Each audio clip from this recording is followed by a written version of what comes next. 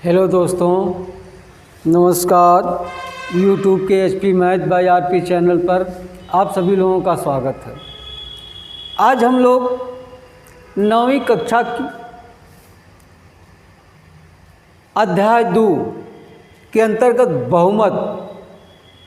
बहुपद नामक पाठ पर चर्चा करेंगे। जैसा कि पिछली कक्षा में हम लोग बीजीय व्यंजक जान चुके हैं। देखिए, बीजीय व्यंजक की परिभाषा आप पढ़े होंगे।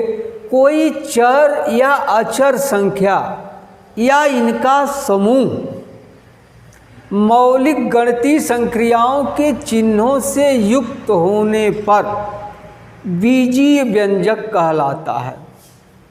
अब आया है इसमें कोई चर या अचर। चर या अचर भी आप जानते होंगे। चर किसे कहते हैं? जैसे जी के एक्स वाई जेड यानी अक्षर संख्याओं की जगह पर प्रयोग किया जाता है, इसलिए इसको बीजीय अंक भी कहते हैं या बीज भी कहते हैं। अब समस्या है चर या अचर। अब यह चर है या अचर है? यह चर है। क्यों चर है? क्योंकि यक्स का मान परिस्थिति के अनुसार बदलता रहता है। अब जान लीजिए चर क्या होता है। चर वे राशियां हैं जिनका मान परिस्थिति के अनुसार बदलता रहता है, और अचर वे राशियां हैं जिनका मान परिस्थिति के अनुसार नहीं बदलता बल्कि अपरिवर्तित रहता है। जैसे अंग्रेजी के अक्षर प्रायः चर राशि होते हैं, और अंकगणित के अंक 1, 5, 3, 12 ये सब क्या हैं? अचर हैं।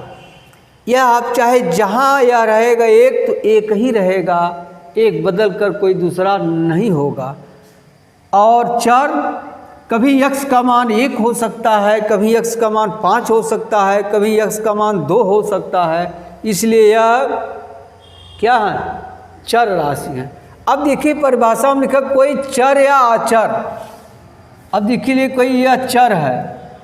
देखिए इसके पहले भी प्लस छिपा, इसके पहले भी प्लस छिपा है, इसलिए यह भी बीजीय व्यंजक है। और अगर इसको लिख दिए यक्स प्लस 2 तो ये भी बीजीय व्यंजक है। अगर लिख दिए यक्स प्लस 1/x तो ये भी बीजीय व्यंजक है।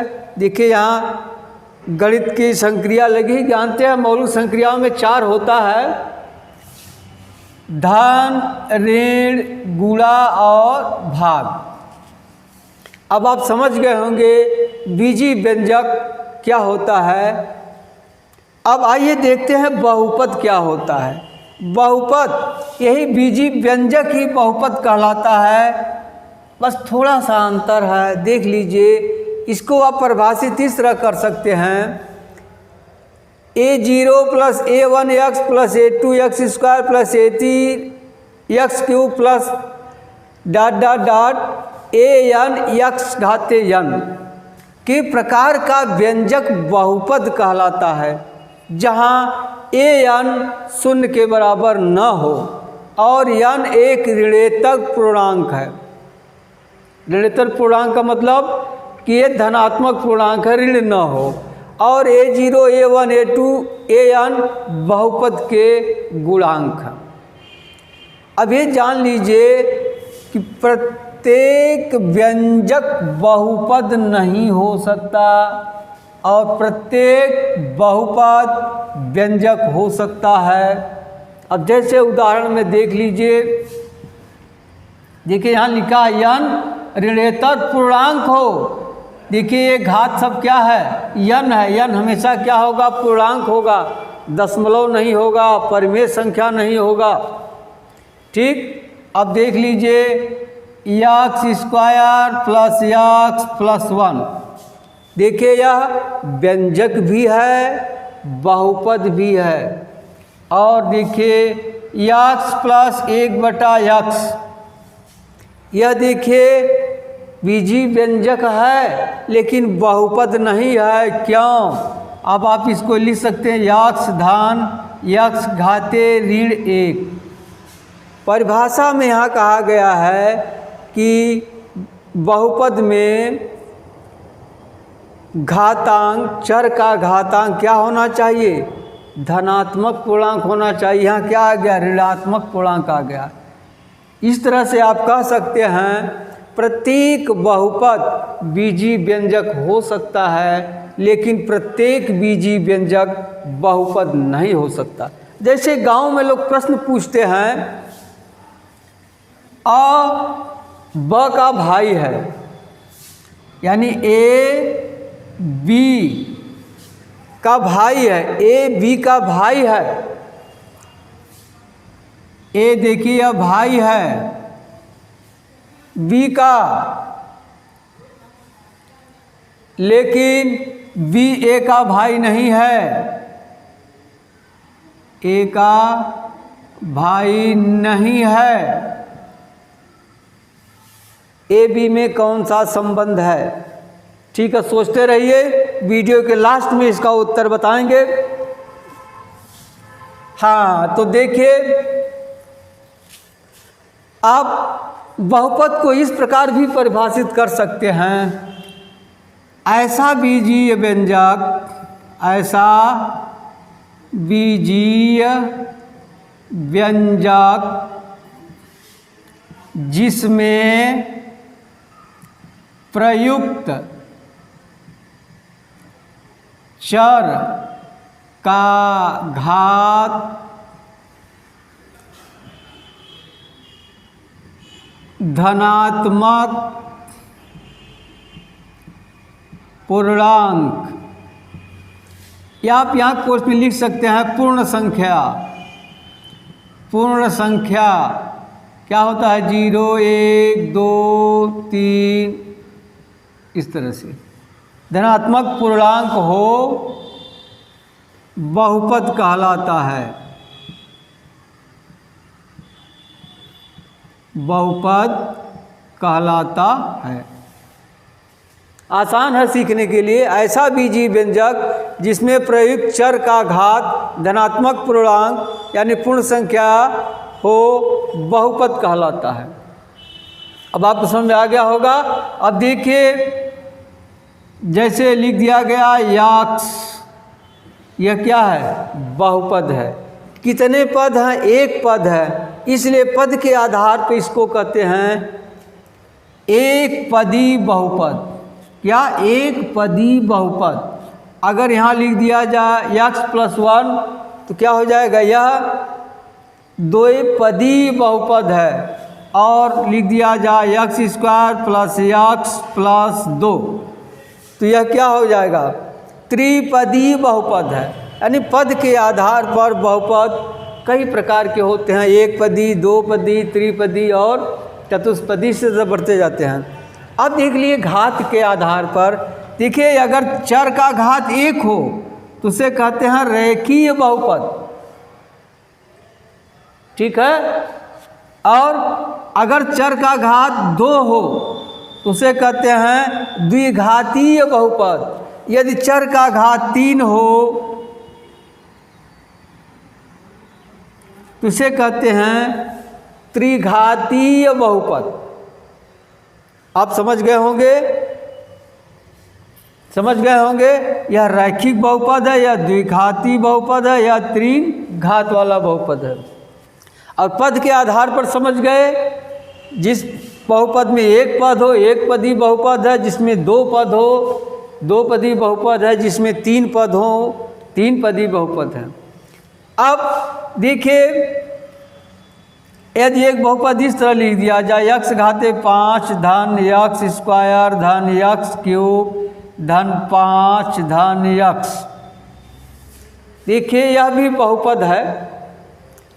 अब बहुपद की घात आप जानते होंगे, बहुपद में जिस पद का घात अधिकतम हो वही बहुपद का घात कहलाता है। देखिए यह बहुपद है, देखिए इसमें बहुपद का घात अधिकतम कितना है 5 है, तो इस बहुपद का घात क्या होगा 5 होगा। इसमें देखिए बहुपद है, बहुपद का घात क्या है अधिकतम 3 है, इसलिए बहुपद का घात क्या होगा 3 होगा। और यहाँ देखिए इस बहुपद में पहले पद का घात अधिकतम 2 है, इसलिए इस बहुपद का घात 2 होगा। और इसमें देखिए इसमें चर x है, इसका घात अधिकतम 1 है, इसलिए इस बहुपद का घात 1 होगा। अब जरा दूसरा देखिए, मान लीजिए हम लिख दिए 5, यह भी तो एक बहुपद है, इसका घात क्या होगा? तो आप जानते होंगे x घाती हम 0 लिख दें, किसी भी संख्या का घात 0 होने पर उसका मान 1 होता है, इसलिए x घाते 0 बराबर 1 होगा। यानी यदि कोई अचर हो, संख्या हो, उसका घात पूछता है तो आप हमेशा ध्यान दीजिए उसका घात 0 होगा। क्या होगा? 0 होगा। ठीक है, अब जरा इस पर ध्यान दीजिए, यह बहुपद है लेकिन मानक रूप में नहीं है। तो बहुपद का मानक रूप क्या होता है? बहुपद का मानक रूप, बहुपद का मानक रूप, बहुपद को उनके चर के घात के बढ़ते क्रम में या घटते क्रम में, या आरोही क्रम या अवरोही क्रम में लिखना बहुपद का मानक रूप कहलाता है। देखिए यह है, आप इसको बढ़ते क्रम में लिखना शुरू करते हैं, सबसे छोटा घात ये है, तो यहाँ जाएगा x प्लस इससे बड़ा घात 2 है, x घाते 2, फिर इससे बड़ा 3 है, x घाते 3, इससे बड़ा फिर 5 है, x घाते 5। अब x घाते 0 देखिए यहाँ है, छूटा है, इसके पहले हम लिख देंगे 5। यह हो गया बहुपद का मानक रूप। या इस तरह से लिख सकते हैं x घाते 5 धन x घाते 3 धन x घाते 2 धन x धन 5। ये दोनों ही मानक रूप हैं। चाहे आप घात को बढ़ते क्रम में लिखिए चाहे घटते क्रम में लिखिए, ये हैं मानक रूप। हाँ, जरा इस पर ध्यान दीजिए, इस पर यदि यहाँ a0 बराबर हो, a1 बराबर हो, a2 बराबर हो, इसी तरह से an बराबर 0 हो, सब के सब 0 हों, तब वह बहुपद क्या कहा जाएगा? शून्य बहुपद।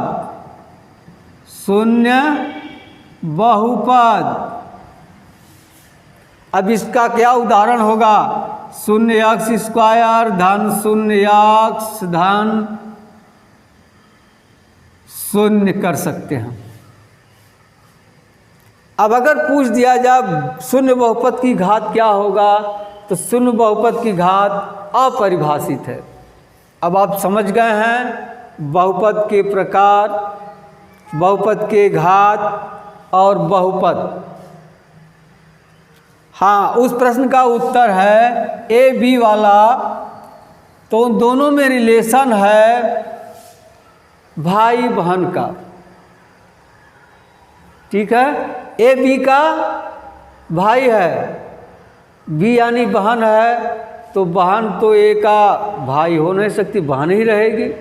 ठीक, अगर यदि आपको वीडियो अच्छा लगा हो तो सब्सक्राइब कीजिए, लाइक कीजिए, यदि अच्छा न लगा हो तो डिसलाइक कीजिए। आइए आप कुछ प्रश्न देखते हैं। यही है प्रश्न। देखिए पहला प्रश्न है, निम्नलिखित व्यंजकों में कौन कौन एक चर में बहुपद हैं और कौन कौन नहीं हैं? कारण के साथ उत्तर दीजिए। पहला है 4x² - 3x + 7।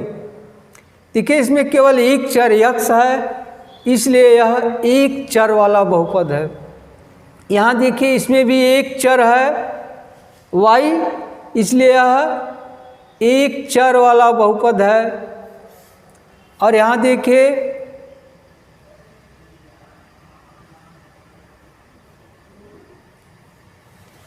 यह बहुपद नहीं है। क्यों बहुपद नहीं है? क्यों बहुपद नहीं? क्योंकि यहाँ देखिए करणी में t लिखा है। करणी में t का मतलब होता है t के घाते 1/2। इसका घात पूर्णांक नहीं है, इसलिए यह बहुपद नहीं है। अब देख लीजिए चौथा, यहाँ यह भी बहुपद नहीं है। क्यों? क्योंकि 2/y लिखा है, यह y ऊपर जाएगा तो इसका घात ऋण 1 हो जाएगा, इसलिए यह भी बहुपद नहीं है। अब देखिए यह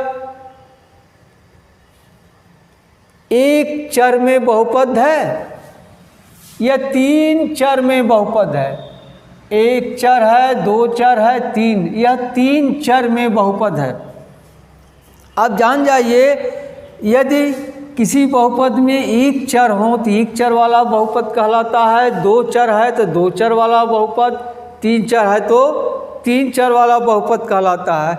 और एक चीज़ और ध्यान दीजिए, यदि किसी बहुपद में इस तरह से लिखा हो 1/2x² प्लस 5/3x प्लस 8, जिस बहुपद में पदों का गुणांक परिमेय संख्या हो तो वह बहुपद परिमेय संख्याओं पर बहुपद कहलाता है। और जिस बहुपद में पदों का गुणांक पूर्णांक हो तो वह पूर्णांक पर बहुपद कहलाता है। और जिन बहुपद में पदों के गुणांक परिमेय संख्या हो या वास्तविक संख्या हो तो वह वास्तविक संख्याओं पर बहुपद कहलाता है। जैसे कर्ण में 2x प्लस कर्ण में 3x² प्लस 8 कर्ण में 2, यह देखिए वास्तविक संख्याओं पर बहुपद है। ठीक है। अब चलिए अगला प्रश्न देखिए, दूसरा है निम्नलिखित में से प्रत्येक में x² का गुणांक। अब देखिए पहला है 2 + x² + x, इसका गुणांक पूछ रहा है।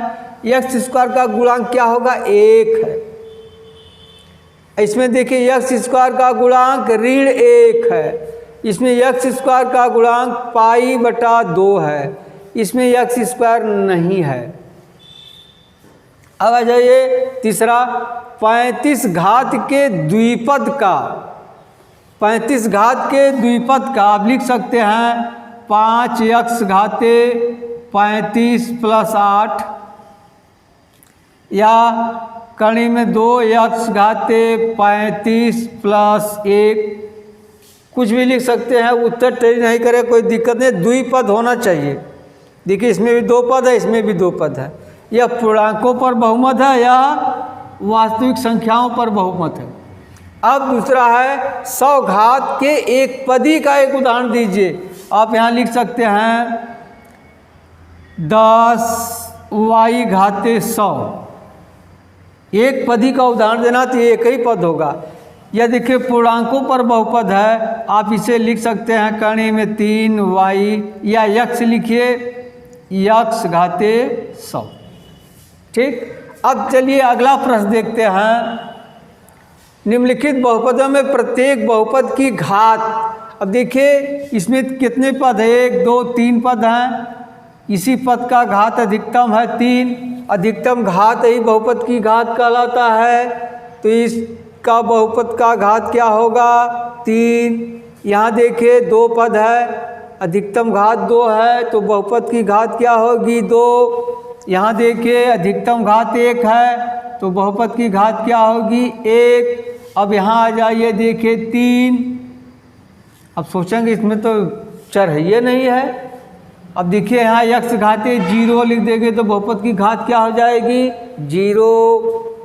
5वां, निम्नलिखित बहुपदों में कौन कौन बहुपद रैखिक हैं, द्विघाती हैं और त्रिघाती हैं? देखिए यह द्विघाती बहुपद है, अधिकतम घात 2 है। यह त्रिघाती बहुपद है, अधिकतम घात 3 है। यह 2 घाती बहुपद है, अधिकतम घात 2 है। यह 1 घाती बहुपद है, यानी रैखिक बहुपद है। क्यों? क्योंकि अधिकतम घात 1 है। यह भी देखिए रैखिक बहुपद है। क्यों? क्योंकि अधिकतम घात t का 1 है। यह द्विघाती बहुपद है, क्योंकि इसमें अधिकतम घात 2 है। और यह त्रिघाती बहुपद है, क्योंकि इसमें चर का अधिकतम घात 3 है। 6वां देखिए, निम्नलिखित बहुपदों को मानक रूप में लिखिए। अब देखिए मानक रूप में लिखना है, या तो आप घटते हुए क्रम में लिखिए घात के, या तो बढ़ते हुए क्रम में लिखिए, दोनों रूपों में सही है। अगर आप घटते क्रम में लिखेंगे, देखिए x घाते 7 यहाँ है, इसके बाद देखिए ऋण 2x घाते 6 है, फिर ऋण 3 5x घाते 5 है। या आप घटते क्रम में लिखिए, 5 लिखिए, फिर ये लिखिए, फिर ये लिखिए, फिर 5, फिर 6, फिर 7। उसी तरह से इसको घटते क्रम में लिखिए घात के, अथवा बढ़ते क्रम में लिखिए। ठीक है, अब मिलते हैं अगली वीडियो में, तब तक के लिए धन्यवाद। जय हिंद, जय भारत।